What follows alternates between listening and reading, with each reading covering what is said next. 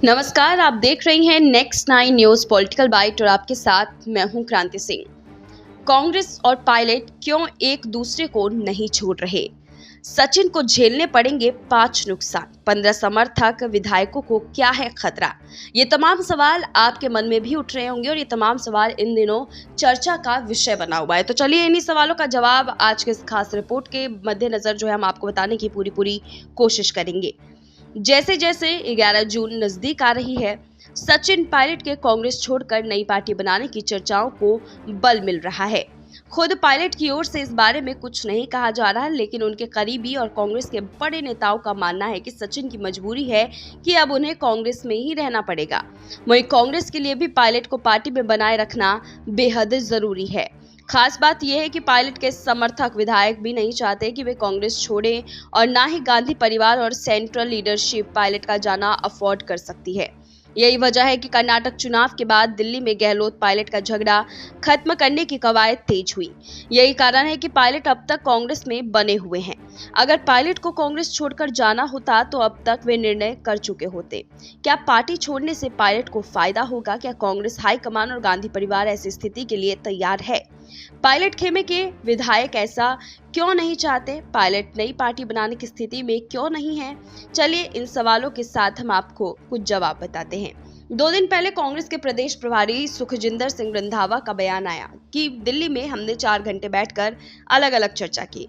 राहुल गांधी, केसी वेणुगोपाल सहित सबने बात की। हम लोगों ने दोनों नेताओं से बात की थी, उन्हें ध्यान से सुना गया। दोनों को ही कहा गया कि आप कांग्रेस के एसेट हैं। दोनों ने साथ मिलकर काम करने के लिए कहा। सब सहमत हैं, जो जिस कद का नेता है उसके के हिसाब से उसको उसकी जिम्मेदारी वो दी जाएगी। इन तमाम चीजों के बाद कई और बड़ी बातें वो खुल करके सामने आ रही हैं, जिनमें सबसे पहला मुद्दा ये है कि इसके बाद जब रंधावा से कई सवाल पूछे गए तो उसके जवाब में उन्होंने कहा कि एक दिन पहले दूसरा बयान भी उन्होंने दिया था। बड़ी उम्र वालों को खुद सत्ता का मोह त्याग देना चाहिए। इसमें कहने की जरूरत नहीं होती कि बुजुर्ग नेताओं को माइलस्टोन अपने आप बन जाना चाहिए। ये कहना गहलोत के ऊपर निशाने साधने के बराबर था।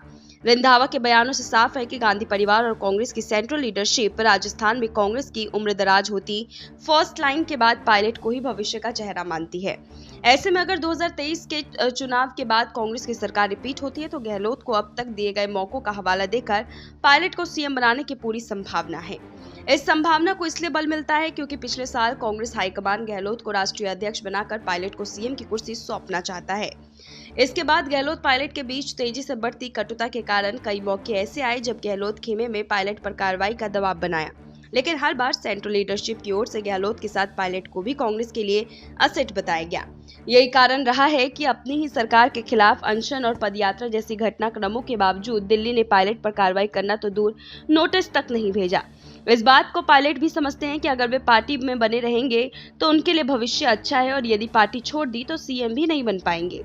अब यहाँ पर 15 मई को जयपुर में हुई जनसंघर्ष सभा में पायलट समर्थक और नागौर की लाडनू सीट से विधायक मुकेश भाकर ने कहा था कि गहलोत चाहते हैं कि पायलट पार्टी छोड़कर चले जाए।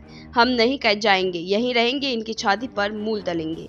अब आप देखिए कि यहाँ पर कई सारी चीजें खुल करके सामने आ रही है और इन तमाम बातों को लेकर के अब ये स्पष्टीकरण तो मिल रहा है कि आने वाले समय में सचिन पायलट को लेकर के अब पूरे गहलोत खेमे में बड़ा उफान आने वाला है। फिलहाल अभी के इस खास रिपोर्ट में बस इतना ही। देश दुनिया की तमाम बड़ी खबरों के लिए देखते रहिए नेक्स्ट 9 न्यूज़ पॉलिटिकल बाइट।